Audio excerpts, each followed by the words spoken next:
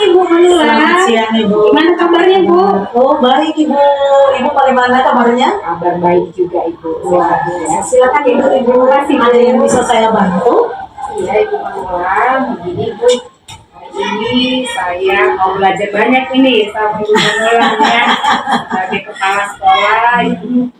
Tapi sudah ada beberapa tahun ya Bu ya. Iya. Yang sering mengambil keputusan terhadap permasalahan di sekolah.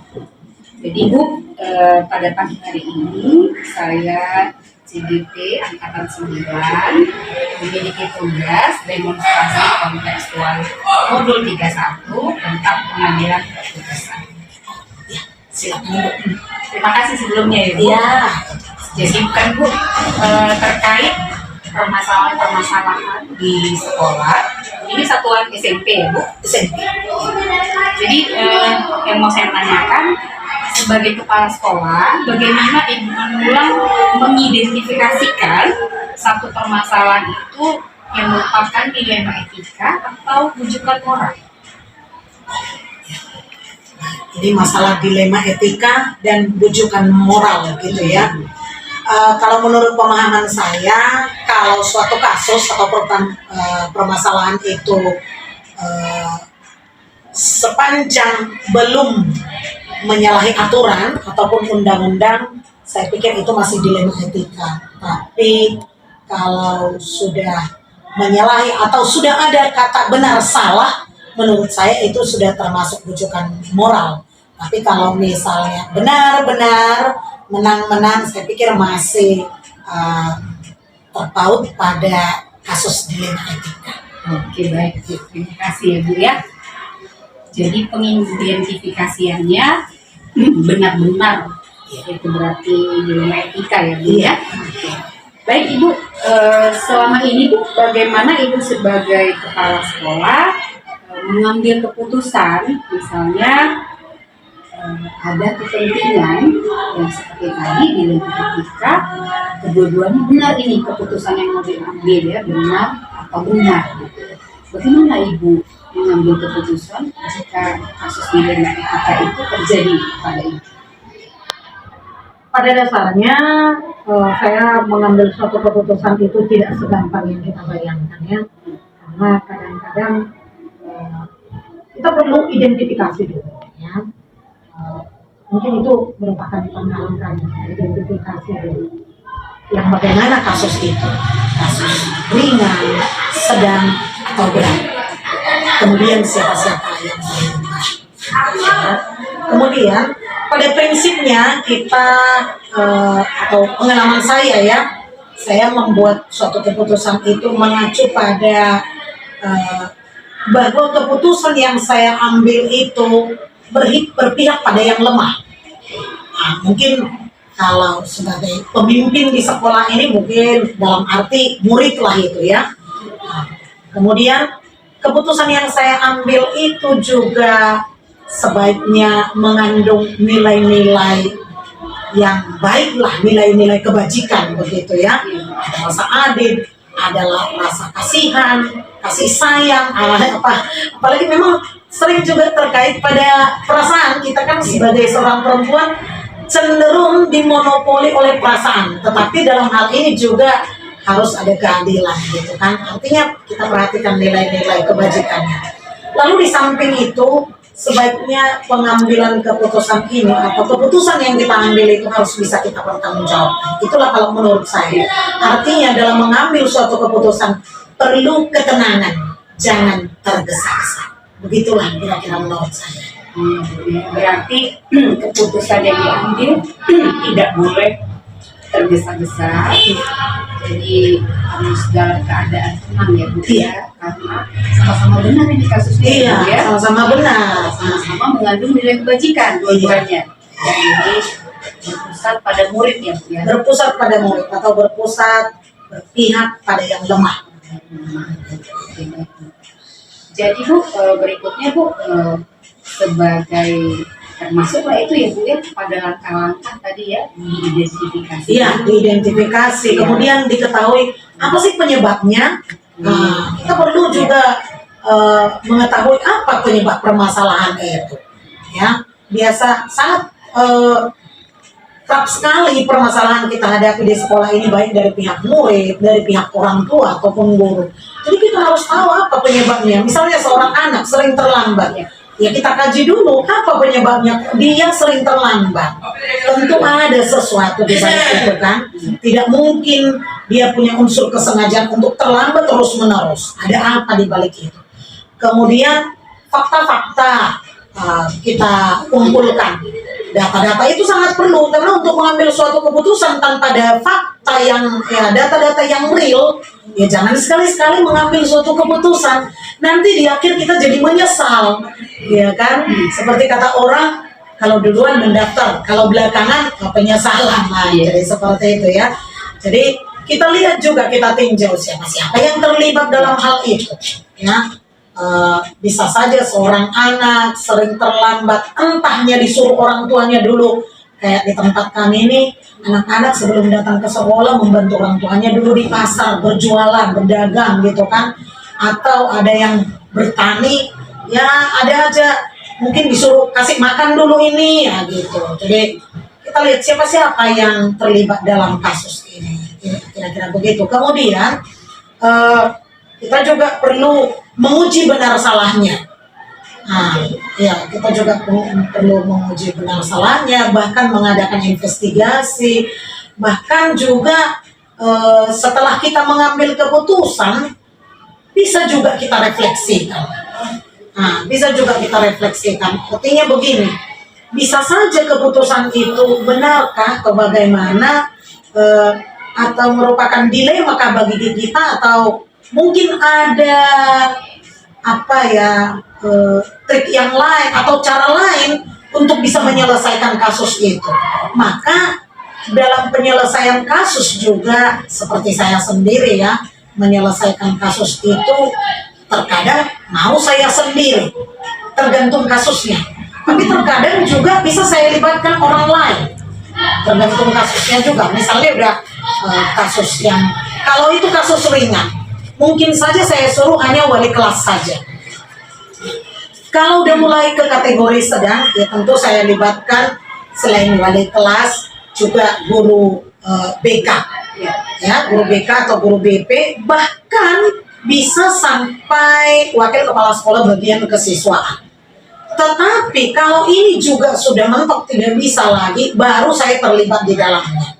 Bahkan mungkin jika saya pun tidak bisa lagi, mungkin kasus itu sudah termasuk kategori berat, bahkan pelanggaran undang-undang, saya bisa melibatkan pengawas manajerial, karena pengawas manajerial itu teman saya berkolaborasi, bahkan juga pengurus yayasan. Jadi saya nggak boleh sendiri, supaya tidak ada penyesalan nantinya. Itu semacam dilemanya kan. Nah, jadi kenapa saya katakan tadi ketika sudah mengambil keputusan perlu juga saya refleksikan.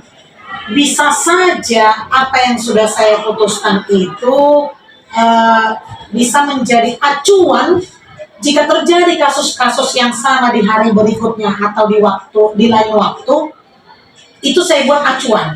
Artinya kalau masih kategori tepat itu saya lanjutkan. Tapi kalau ada kesilapan, kesalahan dalam menyelesaikan kasus itu, maka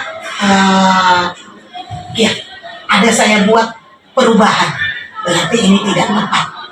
Terus saya lihat juga siapa yang saya hadapi. Nah gitu, kita lihat juga itu kasus yang bagaimana, siapa yang kita hadapi, cara kita menyelesaikan masalah itu yang bagaimana. Contoh, masa sih kita samakan cara kita menyelesaikan kasus dengan orang yang intelektual, lalu dengan orang yang memang sama sekali dia tidak paham pendidikan. Kita lihat orangnya. Jadi lihat situasi dan kondisi, perlu ketenangan juga dalam menyelesaikan suatu kasus. Perlu bermenung lah. Ya. Begitu Ibu. Oke Bu, terima kasih Bu. Jadi jangka pendek diambil keputusannya, tapi perhatikan juga di jangka panjangnya. Iya. Ya. Jadi setelah refleksi Ibu, menjadi pembelajaran seterus-menerusnya ya. Iya, itu pembelajaran. Kasus-kasus berikutnya. Karena jangan sampai salah ambil keputusan, terakhir kita jadi stres, tidur nggak bisa ya jadi penyakit. Jangan sampai seperti itu. Jangka panjangnya kita pikirkan juga. Kita mendidik anak-anak di sini kan terjadi rotasi, begitu. Jadi intuisi kita pun bekerja juga ya, Bu, Iya, ya. Perasaan iya. itu bekerja terus ya. Seperti yang Ibu katakan tadi, bisa sampai nggak tidur ya, Bu ya. Iya. Pokoknya saya berusaha untuk tidak mengambil keputusan pada saat emosi. Oke. Nah, saya usahakan itu tidak mengambil keputusan saat emosi. Itu selalu saya berusaha. Karena kalau saya ambil saat emosi, kemungkinan besar akibatnya fatal. Berarti ini Ibu refleksikan pernah mungkin ya, Bu ya? Iya. Jadi Selalu pengalaman adalah guru yang terbaik. dari pengalaman sendiri. Lebih baik saya menenangkan diri dulu, baru saya ambil keputusan. Itu pembelajaran bagi saya. Artinya dari tahun ke tahun saya tidak boleh sama lah. Artinya saya udah belajar dari tahun pertama ke tahun kedua ada perubahan semakin bagus lah. Jangan jadi semakin surut begitu. Nah, saya gimana wibawa kita menjadi seorang pimpinan kalau tetap aja di zona nyaman, harus ada perubahan. Begitu kira-kira. Terima kasih, Bu. Perubahan selalu yang lebih baik. Iya. Makin hari demi hari, Bu ya. Oke, Bu. Jadi Bu, berikutnya Bu, biasanya Bu, seperti yang Ibu sampaikan tadi ya, tantangan itu sendiri sewaktu Ibu mengambil keputusan dari mana aja biasanya datang? Wah, soal tantangan banyak. Iya. Terkadang ini salah satu contoh. Pada saat ketika anak-anak kita ini mau lulusan, biasanya sering terjadi ada aja guru yang idealis, sangat idealis, tidak mau memperbaiki nilai anak gitu. Walaupun mungkin kita tahu menaikkan nilai ini sebenarnya tidak bagus, saya tahu itu. Tetapi mari kita tanya kembali ke diri kita. Bagaimana kita seorang guru? Saya juga lama menjadi seorang guru. 18 tahun saya seorang guru. Tapi untuk membuat penilaian itu, saya tinjau dari berbagai aspek. Nggak melulu hanya dari knowledge-nya. Nah, ketika saya buat soal, 10 soal, benar semuanya, oh itu melulu nilainya. Enggak. Tapi saya lihat bagaimana kerajinan dia setiap hari, keaktifan dia, peran serta dia. Hanya hadir dia setiap hari, mau dia mengikuti pelajaran acung jempol bagi anak-anak menurut saya ya. Iya, karena ketika dia hadir, apapun pasti ada 1-2 kalimat tertinggal di pikirannya. Jadi artinya mungkin pemahaman orang salah dengan saya, terlalu loyal memberi nilai. Tapi menurut saya tidak. Menurut saya ya. Jadi inilah yang sering menjadi tantangan ketika kita sebenarnya bukan mengubah nilai, tetapi memberikan nilai berdasarkan hati nurani, atau kita tinjau dari berbagai aspek. Banyak tantangan dari lalu setelah saya menjadi pimpinan, ternyata ini saya hadapi dari banyak guru. Iya, banyak guru. Ada yang mengatakan tidak boleh. Kalau 4 dapatnya 4 lah dituliskan di rapor. Menurut saya tidak logika. Hanya datang seorang anak itu penghargaan, apresiasi. Dia menjawab soal benar tidaknya itu soal belakangan. Dia mengerjakan tugas, soal benar tidaknya itu soal belakangan. Tapi ketika ada kemauannya untuk mengerjakan, berarti si anak menghargai kita sebagai seorang guru. Nah, apakah nilainya harus nilai 2, nilai 3, nilai 4 kita buat? Kalau menurut saya, ketika dia mau mengerjakan itu minimal nilai 7 sudah di tangannya. Itu kalau menurut saya, apalagi dia bisa, wah bagus nilainya. Jadi ini harus kita pertimbangkan, jangan terlalu idealis. Nah, dalam hal ini ketika kepala sekolah memberikan keputusan, perbaiki nilai itu, jangan sampai seperti itu. Berikan hak kaisar apa yang menjadi, berikan kepada kaisar apa yang menjadi hak kaisar. Itu kalau menurut saya. Pantas anak itu mendapatkan itu, kenapa tidak? Ya, kita nggak merasa rugi, kita nggak tahu suatu ketika anak ini mau jadi apa. Jangan-jangan nanti suatu ketika anak ini pilot, jadi presiden. Malu kita dulu saya buat nilainya begini, malu kita. Tapi juga tidak boleh terlalu loyal, memberikan nilai, tidak tahu apa-apa kita berikan nilai. Tapi kalau si anak tidak tahu apa-apa, mari kita sebagai seorang guru, teknik metode apa yang kita berikan kepada anak supaya dia sampai bisa mempelajari itu. Jangan kita berikan apa yang kita mampu, tapi kita berikanlah sesuai kemampuan siswa. Ya, cocoknya dalam hal ini sebenarnya pembelajaran diferensiasi, iya kan? Setiap manusia itu punya keunikan tersendiri.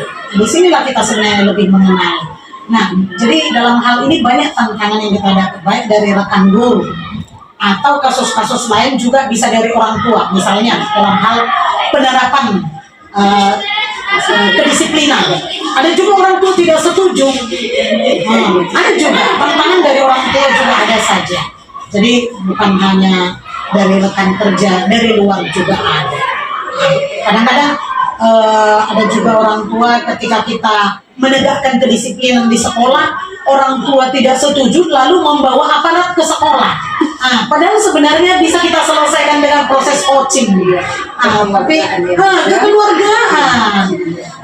Jadi sekarang sebenarnya dalam berbicara pun kita mesti hati-hati, menggunakan media juga mesti hati-hati. Kira-kira begitu, Ibu? Ya. Jadi tantangan bahkan dari dalam kita sendiri, Dari diri kita sendiri ya, juga bisa. Karena sesuatu yang udah kita putuskan, berpikir lagi, benar nggak, pas nggak. Iya, ya. Jadi ada dari internal, ada dari eksternal. Ya. Baik Ibu, terima kasih Bu. Untuk penyelesaiannya sendiri Bu, masalah-masalah yang dihadapi, apakah Ibu membuat jadwal yang spesial tertentu gitu? Oh, saya hari Senin aja lah mengurus kasus yang ini. Kalau kasus yang dengan orang tua hari ini gitu, bagaimana ini? Tergantung. Kalau kasusnya ringan, ya pada saat itu langsung ya. Misalnya dengan guru, katakanlah misalnya pada saat upacara ada guru yang tidak hadir dalam upacara, ya masalahnya selesaikan dengan kekeluargaan lah. Jangan karena sebagai pimpinan, sebagai kepala sekolah merasa ada wewenang. Nah, selesaikan dengan kekeluargaan, kekerabat.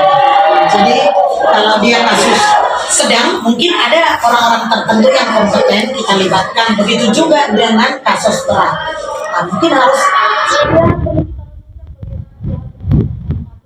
lalu kita buat waktu pertemuan dengan si A, si B, orang-orang pihak-pihak terkait, begitu. Sudah langsung jelas ini ya, sudah terurut, terperinci bahwa masalah penyelesaiannya yang mulai dari awal mendapatkan masalah, prosedur yang Ibu lakukan, di dalam prosesnya juga sudah jelas ya dari penjelasan Ibu. Menurut Ibu ini selama ini, menurut Ibu yang terlibat langsung dalam pengambilan keputusan ini sehingga sangat membantu Ibu, mempermudah sehingga keputusan itu bisa cepat nih diambil. Kira-kira siapa-siapa saja? Ya kalau menurut saya, selain saya sendiri, saya sebagai pimpinan di sini dan saya juga makhluk sosial, saya juga senantiasa melibatkan wakil kepala sekolah, baik yang kurikulum maupun kesiswaan, karena mereka adalah partner kerja saya. Jadi juga orang-orang yang terlibat dalam kasus saya akan mengadakan sedikit restitusi, mengadakan coaching. Jadi Jangan sampai ini dipublikasikan lah, karena yang malu kita sendiri. Nama baik sekolah. iya, Perlu kita menjaga integritas. Jadi kan mungkin keluarga ya Bu ya, mungkin Bisa. sesama anggota keluarga ya Bisa. saling curhat ya. Jadi Nanti kita bertanya kepada suami, kira-kira itu yang kasus begini. bisa saja. Ya. Juga guru BK saya libatkan, guru BK. Jadi banyak yang membantu ya Bu juga Ya. ya dalam mengambil keputusan, walaupun tetap finalnya di tangan Ibu sebagai Iya. kepala sekolah ya. Tapi setidaknya sudah banyak ide-ide yang bagus. Oke, Bu. Sehingga permasalahan itu win-win solution lah ya, Iya. Bu, ya diusahakan ya. Ibu. Jadi Bu, setelah semua hal dari yang Ibu sampaikan ini, menurut Ibu pembelajaran apalah selama ini yang sudah Ibu petik lah dalam hal mengambil keputusan seperti tadi selalu Ibu refleksi sebagai pengalaman-pengalaman itu pembelajaran di mana-mana lah yang Ibu temukan selama ini. Ya, pembelajarannya itu tadi lah. Menurut saya dalam mengambil suatu keputusan kita perhatikan juga bahwa keputusan yang kita ambil itu berpihak kepada murid. Dapat kita Saya selalu bagaimana dikatakannya dari pengalaman-pengalaman itu tadi motonya mengambil keputusan pada saat sudah tengah. Triknya lah itu Iya, ya. saya usahakan saat sudah tenang. Nah, jangan sampai fatal akibatnya. Mindfulness lah gitu ya Bu ya. Iya. Dalam keadaan Iya. mindfulness ya. Sering saya lakukan mindfulness itu. Artinya kalaupun nggak di sekolah tapi di rumah, saya coba mindfulness di tengah malam itu. Saya coba apakah saya salah. Saya juga perlu merenungi diri saya. Bukan berarti kalau saya kepala sekolah saya menjadi hebat, tidak. Tapi saya sangat perlu merenungi. benarkah? Jangan karena menegakkan ketegasan-ketegasan enggak. Perlu juga kita pikirkan nilai-nilai kebajikan dan ketanggungan dalam hidup. Jangan sampai dirugikan. Gitu. Seperti yang disampaikan Pak Nadiem ya Bu, apapun yang kita ambil belum tentu juga dipandang orang ini adalah keputusan yang baik, harus Sesuatu yang baik kita buat belum tentu baik bagi orang lain. Belum tentu. tapi tetap harus dijalani. Ya. Tapi kalau Kalau kita tahu itu bagus, sebaiknya kita jalankan. Tapi kita juga harus membuka diri bagi orang lain. Ada masukan-masukan yang bagus harus kita ambil. Gitu. Tidak boleh egois ya Bu ya. Nggak boleh Kita sendiri egois. ya. Kita makhluk sosial, Ibu. Iya, kita makhluk sosial. Jadi Ibu terima kasih Ibu, pembelajarannya banyak sekali saya dapatkan hari ini. Dari pengalaman Ibu mengulang sebagai kepala sekolah dari beberapa SMP ya Bu ya. Iya. Dari SMP sampai Yosef hari ini. Terima kasih Ibu. Terima kasih sama-sama, Ibu. Bermanfaat untuk saya. Sukses. Oke, terima kasih Ibu ya. Selamat siang Ibu. Selamat siang. Saya permisi Bu ya.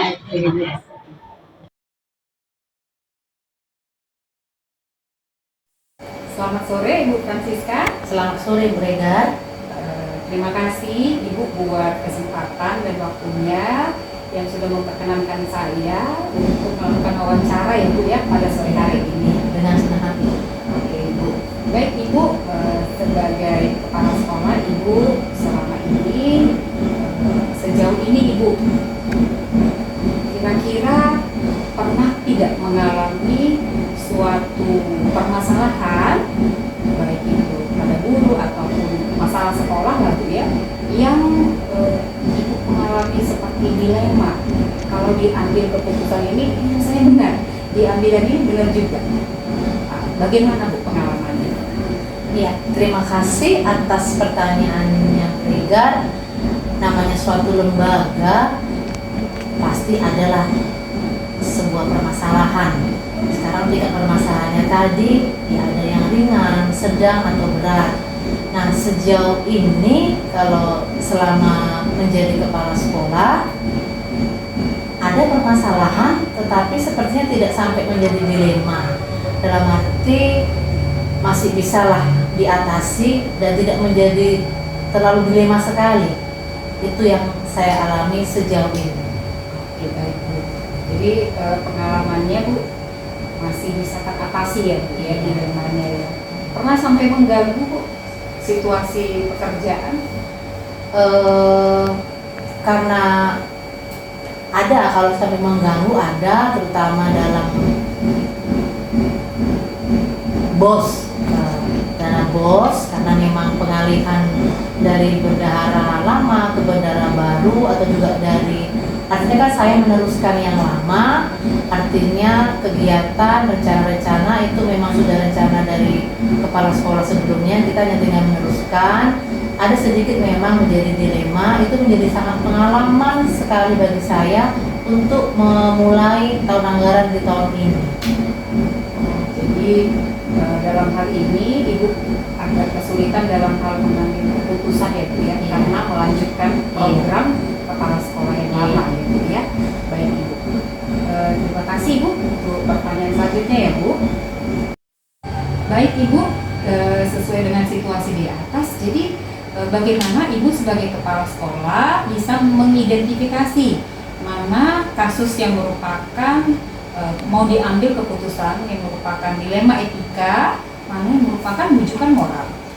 Iya, dilema ini suatu kata yang sangat dilema ya. Tapi kalau dilema etika tadi kan, setahu saya, sepengetahuan saya, kedua pihak saya katakan sebenarnya sama-sama benar, Jadi kita tidak bisa memilih salah satu dari yang kedua ini. Sedangkan tadi dilema rujukan moral tadi, memang salah satu sudah jelas-jelas salah sesuai dengan peraturan. Jadi itulah yang ya kadang mungkin bisa terjadi juga di sekolah kan, ada saya katakan dua guru atau ada juga siswa, jelas-jelas satu jelas-jelas melanggar, berarti satu lagi itu yang benar. Itulah dilema rujukan moral. Ya, terima kasih Ibu ya. Jadi yang dilema etika ya Bu ya, identifikasi dari kasus yang kedua-duanya ini sebenarnya benar sama benar ya, keputusan yang akan Ibu ambil ya. Sementara yang rujukan moral berarti Ibu sudah mengetahui ini bahwa salah satu pihak telah melakukan kesalahan atau pelanggaran disiplin ya Bu. Oke baik Bu. Berikutnya Ibu. Baik Ibu, setelah Ibu bisa mengidentifikasi tadi ya Bu ya masalah-masalah tersebut, biasanya Bu apa langkah-langkah yang Ibu lakukan dalam mengambil keputusan tersebut selama ini? Oke, terima kasih. Karena memang kita kan di sekolahnya tim ya, tidak artinya saya penanggung jawab utama, tapi kan kita ada tim. Tentu jika ada suatu kasus atau persoalan, yang pertama kita identifikasi dulu persoalan tadi itu bagaimana bentuknya, dicari tahu sumber permasalahan tadi.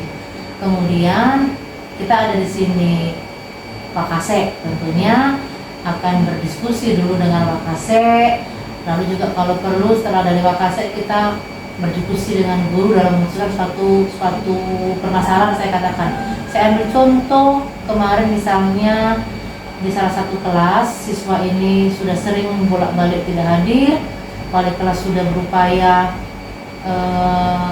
memotivasi agar dia mau sekolah, ternyata memang si anaknya mungkin kurang mau sekolah, orang tua mama sudah sangat capek, dan memang satu pihak kedua orang tua tidak sejalan, ayahnya mengatakan sudah tidak mau sekolah sementara ibunya masih mau bertahan, dan terakhir kemarin kan sampai harus menangis ibunya. Lalu saya katakan saya nggak bisa ambil sendiri, ini kita rapatkan saja, nanti ibu langsung berhadapan dengan dewan guru. Jadi ibu sampaikan keinginan ibu. Jadi itu lagi langkah-langkahnya tadi. Jadi kita tidak ambil keputusan sendiri, tapi kita diskusikan, kalau perlu kita rapatkan bersama dewan guru. Jadi bersama tim ya Bu ya, tidak langsung memutuskan sendiri Bu ya. Oke baik Ibu. Baik Ibu, ini tambah menarik ceritanya ya Bu ya. Sejauh ini Bu, kira-kira hal apa saja yang Ibu anggap efektif pada saat pengambilan keputusan terhadap masalah-masalah dilema etika? Ya, terima kasih. Sejauh ini kalau dari pengalaman yang sudah kita alami, kalau hal-hal sederhana artinya memang masih bisa saya mengambil keputusan, ya saya akan ambil keputusan sendiri. Tentunya misalnya ada guru yang telat datang ke sekolah atau lambat masuk ke kelas, saya langsung tegur. Lalu kebetulan ada CCTV juga, saya bisa langsung memantau si guru. Bahkan ini ya sudah 2 kali saya tegur beliau, tidak pernah bapak di kantor, contoh kecil gitu kan ya, ada memang alasan yang membuat dia seperti itu, tapi itu masih bisa saya sendiri mengatasi. Mudah-mudahan nanti setelah beberapa kali nasihati ada sedikit perubahan. Tetapi jika memang permasalahan tadi agak cukup berat, tentu kita ada tim, dan kita kan di sini juga ada guru BP ya, ada guru BP yang sebisa mungkin guru BP kita ini diberi tugas setiap hari untuk melihat keadaan siswa kita, atau bukan hanya saja karena ada persoalan, kita harapkan guru BP kita ini memang mengetahui lebih banyak keadaan siswa kita di sekolah ini. Harus Ibu. Jadi selalu berkolaborasi ya Bu ya, tidak egois mengambil keputusan karena kepala sekolah ya Bu ya. Baik Ibu, terima kasih. Baik Ibu, kalau sejauh ini Bu dalam hal pengambilan keputusan tentu banyak menghadapi tantangan-tantangan ya Bu. Boleh Bu diceritakan tantangan-tantangan apa saja yang Ibu hadapi dalam pengambilan keputusan dilema etika? Iya, namanya tantangan pasti ada ya, namanya suatu jalan tidak akan pernah mulus, apalagi untuk mencapai suatu tujuan pasti ada tantangan. Semakin kita bisa hadapi, semakin dewasa, kata bijak. Jadi memang tantangan ini ada saja. Misalnya dalam mengambil suatu keputusan, yang saya ambil contoh mungkin dalam rapat dewan guru, misalnya ada sesuatu yang mau kita sepakati, guru ada 23, tentu 23 pemikiran, 23 karakter. Nah, persepsi pandangan yang berbeda-beda itulah yang menjadi tantangan sama saya. Itu tantangan yang memang cukup menantang saya katakan, karena memang masing-masing punya ide. Ya tadi itu kembali mungkin ke pertanyaan awal, ide tadi mungkin hampir sama-sama benar, tidak bisa disalahkan, itulah menjadi dilema. Jadi karena masing-masing pribadi memiliki karakter masing-masing ya Bu, Bapak Ibu gurunya ya. Baik Ibu, jadi sangat membuat dilema juga ya Bu ya. Apakah Ibu memiliki jadwal tertentu Bu dalam menyelesaikan pengambilan keputusan dilema etika? Apakah langsung ke tempat? Apakah memiliki jadwal-jadwal atau prosedur tersendiri? Bagaimana Bu? Ya, terima kasih. Kalau jadwal tertentu sepertinya tidak ada, tetapi ya kita ada tim kata dia. Jadi memang jika memang saya anggap kalau karena ada tim tadi, jika tidak ada sampai sama saya suatu permasalahan misalnya yang cukup berat, mungkin saya katakan berarti mungkin sudah selesai di tingkat wali kelas atau guru BP atau bersama Wakasek. Jadi kalau memang jadwal tidak ada, tapi ada beberapa kasus mungkin yang bisa langsung pas kebetulan saya langsung melihat nyata permasalahan tadi, mungkin tergantung juga. Kalau memang ringan bisa saya selesaikan di situ, langsung saya selesaikan sendiri. Tapi kalau tidak, itu saya akan diskusi dengan Wakasek ataupun dengan guru. Tergantung kasusnya. Baik Bu. Ibu, apakah dalam mengambil keputusan ini ada seseorang ataukah faktor-faktor yang mendukung Ibu dalam membantu mengambil keputusan pada kasus-kasus dilema etika? Iya, terima kasih. Namanya kita makhluk sosial, tentu kita kan pasti punya teman, punya rekan atau sahabat lah saya katakan, dengan sesama sejawat juga boleh kita saling sharing, saling bercerita. Itu mungkin salah satu juga faktor pendukung.